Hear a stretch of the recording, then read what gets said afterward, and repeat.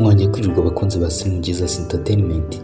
Iki ni cya kiganiro nk'uko twabibamenyesheje tuzajya tubagezaho kijyanye no kubamenyesha amateka y'ibyamamare bigiye bitandukanye.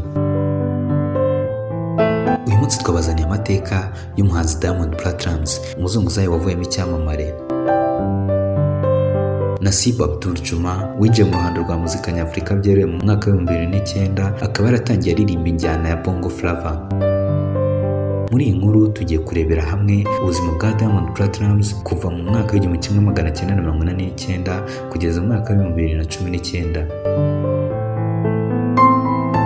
Kuwa kabiri Ukwakira 1989 nibwo inkuru nziza yatashye itandare ubwo Sanura Kassim wamamaye nka Mama Dangote yagiye ku gise cy'umwana we Nasib Abdul Juma, biza kurangira byaye neza yibarukira mu bitaro bya Amana Hospital biri mu mujyi wa Dar es Salaam. Ubwo umusore w'icyamamare muri Afurika yose mu njyana ya Bongo Flava yabonye izuba. Ubwo munsi nibwo umusore w'icyamamare muri Afurika yose mu njyana ya Bongo Flava yabonye izuba. Diamond ni mwene Abdul Juma na Sanura Kassim. Uyu muryango waje gutandukana Diamond akiri umwana, bituma kurira kwa nyirakuru ubyara nyina. Diamond yakuze kimwe nk'abandi bana, aza kujya mu ishuri ry'incike ku myaka 5 ryitwa Chakula Bola Nursery. Ku myaka 6 yaje kujya mu ishuri ribanza ari ryo Tandale Magharibi Primary School. Benshi iri zina bakunda kuryumva mu ndirimbo z'iki kirangirire. Mu by'ukuri Tandale uyu mugabo hafata nk'ahantu h'agaciro kuri we kubera ko ariho yigiye gusoma no kwandika, bituma hafata nk'ah'agaciro.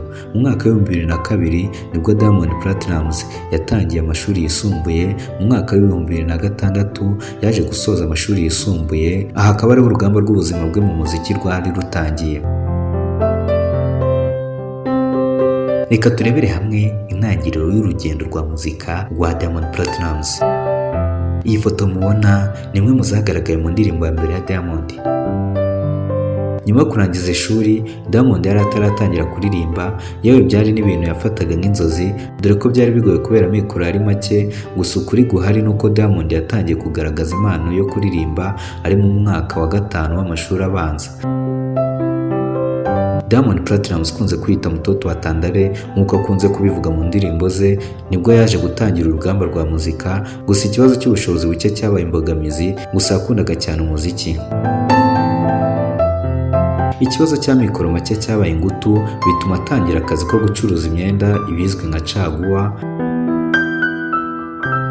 Abaza amakuru nuko uyu mugabo w'ikirangire mu njyana ya Bongo Flava nubwo yacuruzaga imyenda ntabwo yari afite iduka, ahubwo bwari ubucuruzi buciriritse buzwi nk'ubuzunguzayi. Nyina umubyara ari ubu wamamaye nka Mama Dangote, ashingiye ku bimenyetso no kubyiruka by'uyu Abdul uzwi nka Diamond Platnumz yagaragazaga mu bijyanye n'impano mu kubyina ndetse no mu kuririmba. Mu mabyiruka ye yakomeje kumushyigikira, amufasha kumujyana ahantu hose haba hari amarushanwa ayo ari yo yose, ibi bizwi nka talent show ndetse n'amaserukiramuco, akeka ko wenda yabona amahirwe yo kugaragaza impano. Ni koko umunyarwanda yaravuze ati akaburira mu isiza nikabonekera mu isakara. Gusa kuri Diamond siko byari bimeze, kuri we kabonekeye mu isiza none no mu isakara karabonetse. Uyu musore mu buto bwe bwose yamye akunda umuziki, gusa impano yo kuririmba yatangiye kumugaragaramo bisesuye ubwo yigaga mu mwaka wa 5 w'amashuri abanza, aho yiganaga imbyino zitandukanye ndetse anasubiramo indirimbo z'abandi. Aha yarakomeje akajya agerageza nubwo ubuzima butari bworoshye. Nyina umubyara ajyaga amufasha kugura amasede y'indirimbo z'abandi bahanzi baba bo muri Tanzania ndetse n'abandi bo hirya no hino ku isi, mu rwego rwo kumufasha kuguma gukurikirana ibijyanye n'umuziki, ndetse akajya amufasha no kwandika indirimbo ze bwite. Umunyarwanda yabivuze neza ati utaza akazakura abaga umutavu. Bamwe mu bo mu muryango ba hafi bafataga nyina wa Diamond nk'umusazi kubera gushyigikira umuhungu we kuguma gukurikirana ibijyanye n'impano ye. Mu mpera z'umwaka wa 2007 ubuzima bwa Diamond Platnumz bwari bugisharira, agikora akazi ko gucuruza imyenda bivanga no gufotora. Yakoraga ibishoboka byose ngo agerageze kwisuganya ngo arebe ko yabona amafaranga ajyana muri studio gukora indirimbo, gusa byari bigoye kubyishoboza kurusha kwambara ipantaro yicishiye mu mutwe. dore ko se umubyara yari yarabataye we na nyina n'abavandimwe be ku buryo byageze aho Diamond aba ari we ushakira amaramuko uyu muryango wari waratawe. gusa ntibyamuciye intege, yakomeje kugerageza ngo arebe ko yabona amafaranga ajyana muri studio ngo yegere mikrofone yeze umutima nk'uko bajya babivuga. Gusa ntiyahiriwe, ahubwo byaranze. Ku nshuro ya mbere akomeza kurwana urugamba rutari rworoshye. Amafaranga Diamond yakuraga muri ubu bucuruzi bwo kuzunguza imyenda byageze aho abona ko bidashoboka kubonamo amafaranga ajyana muri studio. Umunyarwanda yaravuze ngo ntiwasiga ikikwirukamo, usiga ikikwirukaho. Abdul kubera ubutumwa bwari bwuzuye mu mutwe we yashakaga kubwira abatuye isi, nk'uko abahanzi benshi bajya bavuga ngo ni abavugizi ba rubanda bakaba n'abahanuzi Uwiteka yazanye mu isi gutanga ubutumwa. Diamond yakomeje kugerageza izindi nzira izo arizo zose zamufasha kubona amafaranga yo kujya muri studio. Nyuma nibwo yafashe icyemezo cyo kujya mu bikorwa bihabanye n'amategeko, aribwo yatangiraga kujya ajya gukina n'urusimbi. Gusa naho byaranze ko yakuramo amafaranga ajyana gukora indirimbo, kuko byabaye memuke ndamuke yikuriramo ayo kwirira gusa.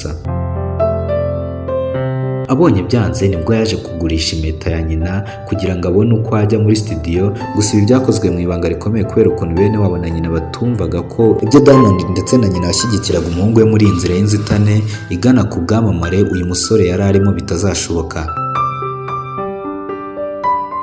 Diamond biturutse ku rukundo yeretswe na nyina umubyara akamwitangira, bikagera naho kugurisha impeta ye kugira ngo abashe kubona ubushobozi bwo kujya muri studio.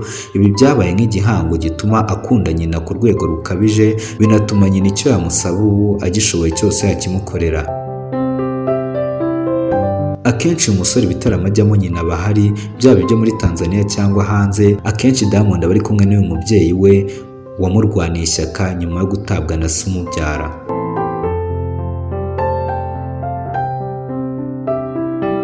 Reka turebere hamwe ubuzima bwa Diamond mu ntangiriro y'urugendo rwo kuba ikirangirire muri muzika. Diamond Platnumz ntabwo yakoze indirimbo ya mbere ngo ihite imugira ikirangirire ku rwego rwo hejuru, gusa yamufunguriye imiryango. Diamond Platnumz yakoranye n'umumanager witwa Shizzo Mapene. Kubera ukuntu uyu mugabo yari yarabonye Diamond nka zahabu iri mu butaka ariko izarabagirana nishyirwa ahagaragara, yahisemo kumugira inshuti ndetse amuba hafi mu bikorwa by'umuziki byari bikiri mu bitekerezo. Uyu mwami wa Bongo Flava yari yaramaze gutangira kugaragaza muri rubanda ko afite umuhate muri muzika. Aha bahise biha intego we na Mapene yo gukora album, ariko kubera mikoro batandukanye nta album n'imwe bakoze. Diamond ubuzima bwaranze ndetse n'umukobwa bakundanaga aha niho yamwanze burundu. Bivugwa ko yamwanze kubera inzozi Diamond yari afite zo kuzaba icyamamare muri Tanzania, kandi uyu mukobwa akaba yarabonaga bidashoboka ko Abdul wari umuzunguzayi w'imyenda yamenyekana muri Tanzania yose. Diamond nubwo ibi byose byabaga ntabwo yigeze acika intege, yakomeje arakora agumana umugambi we wo kuba icyamamare. Gusa akimara gutandukana n'uyu manager mu byo biyemeje nta na kimwe gikozwe. Aha nawe yazengurutse amazu yatunganyaga umuziki yabonaga hafi, gusa yabuze inzu itunganya umuziki imufata ngo bakorane. Mu mwaka w'2009 yaje kubona undi mu manager mushya witwa Papa Misifa, ari nawe amuha amafaranga ya studio yishyiyemo indirimbo Nenda Kamwambie, ari nayo yaciriye inzira igana ku bwamamare bw'uyu musore wabaye ikirangirire ku isi y'abazima. Indirimbo yamaze kujya hanze irakundwa, umuzungu uzavamo umuhanzi w'icyogere muri Tanzania yose. Iyi ndirimbo yari ikubiyemo ubutumwa mamo, aho abavugamo ukuntu wa mukobwa yamutaye kubera inzozi ze. Gusa nayo yafunguye amarembo y'ubwamamare bw'uyu mwami wa Bongo Flava ku isi. Nenda Kwambie yabaye indirimbo y'umwaka, ndetse uyu muhanzi aba n'umuhanzi ukizamuka w'umwaka, ndetse yabaye n'umuhanzi w'umugabo w'umwaka mu bihembo bya Tanzania Music Award mu mwaka wa 2010. Mu mwaka wa 2011 umuhanzi Diamond Platnumz ntiyahagaze kandi yakomeje gukora, ndetse kandi yatsindiye ibihembo 5 mu bihembo bya Tanzania Music Awards. Reka turebere hamwe ubuzima bwa Diamond mu rukundo.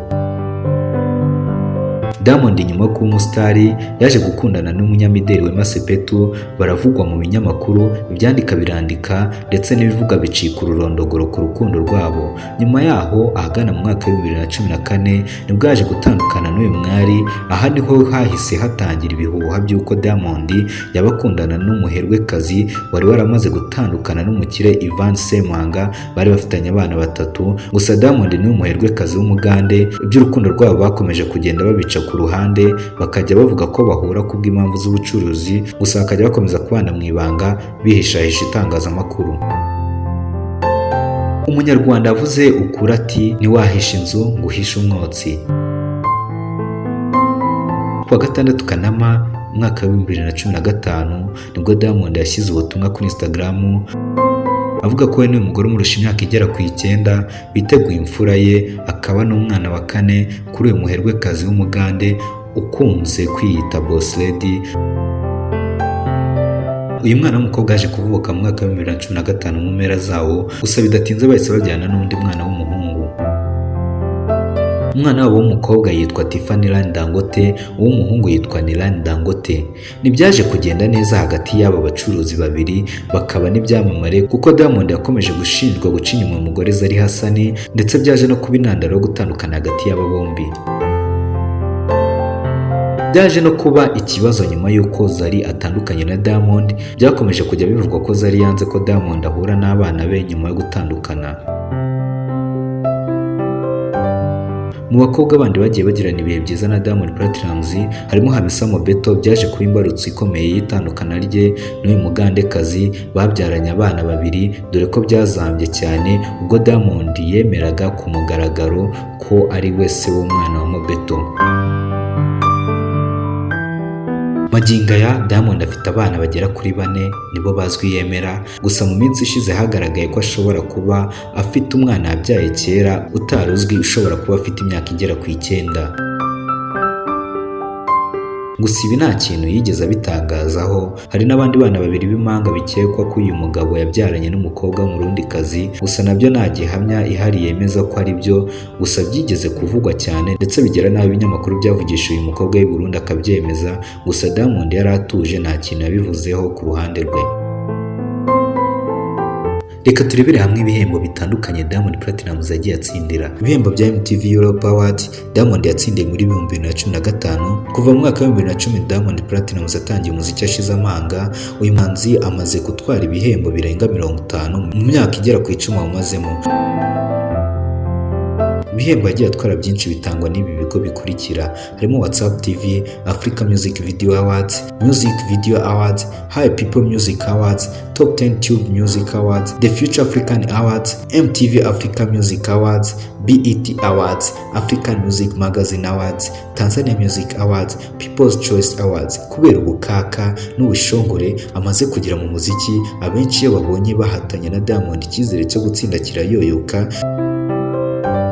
Nyuma yo gukorana n'umuhanzi w'umunyanigeriya Davido, indirimbo number 1 bakayikorana Diamond atari yamenyekana muri Afurika yose, uyu muhanzi yamwishongoyeho amubwira ko agiye kumugira umusitari, gusa nk'uko yabivuze koko yabigizemo uruhare bitewe n'indirimbo bakoranye, dore ko isa n'iyafunguye amarembo ya Diamond muri Nigeria, aho twakwita nk'igicumbi cy'umuziki wa Afurika. Magingo aya nuvuga Diamond mu gihugu icyo ari cyo cyose ku mugabane wa Afurika bazakwikiriza baririmba indirimbo y'uyu mwami wa Bongo Flava. Reka turebere hamwe uruhare rwa Diamond Platnumz mu iterambere ry'umuziki wa Tanzania na Afurika y'Iburasirazuba muri rusange. Diamond ntabwo yabaye nk'abandi babona bamaze kugera ku ishami ry'igiti ngo bariteme kandi baryicayeho. Aha ni ukuvuga abahanzi babona amafaranga ntihagire na make bashora mu muziki, ahubwo bakigira mu bundi bucuruzi. Diamond siko byagenze, kuko yubatse ubwami bw'umuziki muri Tanzania, yubaka WCB Wasafi, inzu itunganya umuziki. WCB Wasafi ni inzu itunganya umuziki ukunzwe ku rwego mpuzamahanga, ndetse n'indirimbo z'uyu muhanzi zagiye zikundwa cyane zakorewe muri uru ruganda rw'imiziki igezweho. Iyi nzu yagiye ifasha abahanzi benshi bo muri Afurika y'Iburasirazuba ndetse n'aba hano mu Rwanda benshi bagiye bakora indirimbo muri iyi nzu itunganya umuziki, ndetse bagakorana indirimbo n'abahanzi bakomeye basinye gukorana nayo mu bikorwa byabo bya buri munsi. Ntabwo Diamond yagarukiye kuri studio gusa, ahubwo yaje no kubaka Wasafi FM ndetse na Wasafi TV. Ibi byose yabikoze mu rwego rwo guteza umuziki imbere. Reka turebere hamwe abahanzi bakomeye bo muri Amerika bakoranye indirimbo na Diamond Platnumz. Rick Ross na Diamond bakoranye indirimbo yitwa Waka. Diamond Platnumz akaba yaratangaje ko uyu muhanzi yamuciye agera ku 56,000 by'amadolari. Neyo bahuriye mu ndirimbo yitwa Marry You. Iyi yavuze ko uyu muhanzi yamuciye agera ku madolari 104,000. Omariyo bahuje ubushobozi bw'amajwi mu ndirimbo yitwa African Beauty. Aha Diamond ntabwo yigeze atangaza aho bamuciye, gusa yavuze ko yigeze kugira igitekerezo cyo gukorana indirimbo n'umuraperi w'umunyabigwi mu muziki wa Amerika uzwi nka Tyga. Yavuze ko umuraperi amuciye agera ku madolari 150,000. Diamond amaze gutangaza ibi yavuze ko umuziki ari ubucuruzi nk'ubundi, kuko uko ushora niko wunguka. Ushobora kwibaza uti ese Diamond ushaka kumutumira ibijyanye n'ibiciro bihagaze gute? Akenshi biba bigoye kumenya amafaranga umuhanzi yishyuza cyangwa bamwishyuye, gusa amakuru dukesha urubuga rwa kenyalive.info rwahawe na Diamond ni uko iyo ushaka kuririmbirwa n'uyu mugabo muri Tanzania ubaye ufite ari hasi y'amadolari 4,000 uba wibeshye. Hanze ya Tanzania biba bihenze kuko ntabwo ajya hasi y'amadolari 25,000. Amakuru ahari nuko ubwo Diamond aheruka mu Rwanda ashobora kuba yarishyuwe agera ku madolari 100,000. Ibijyanye no gukorana indirimbo na Diamond nibura collab imwe, uyu mugabo yaguca atari hasi y'amadolari 3,000 kuri audio gusa, naho kuri video umuha atari hasi y'amadolari 6,000. Ushobora kwibaza uti ese n'icyo abandi bahanzi bakwigira kuri uyu Diamond Platnumz? Umuhanga ni uwiga umunsi ku wundi kandi akemera guhindura imikorere mibi akareba imikorere myiza, kandi byose bigerwaho kubera kudacika intege ndetse no kugira intego y'ubuzima. Dukurikije urugendo rw'uyu mugabo urimo gupima miliyoni zirenga 5 z'amadolari y'Amerika, ari hafi miliyari 5 z'amanyarwanda kumwigiraho, abantu bamwigiraho kudacika intege ndetse no gukunda akazi binyujijwe mu kunoza umurimo uwo ari wo wose bagamije iterambere. Diamond Platnumz ni umuhanzi usanzwe uzwiho gukora udushya binyuze mu mibyinire, binatuma uwamubonye ku rubyiniro aho yifuza kongera kumureba. Ibi nabyo benshi babikoze umuziki bakora wabageza kure, ndetse bigatuma hari n'abandi bigirira akamaro. This is Slim Jesus Entertainment. Kora subscribe dukomeze tugendane 5 kuri 5. Nibutsa ko guhera uyu munsi tugiye kuzajya tubagezaho ibiganiro by'amateka, ibyamamare bitandukanye. Kora subscribe dukomeze tugendane 5 kuri 5.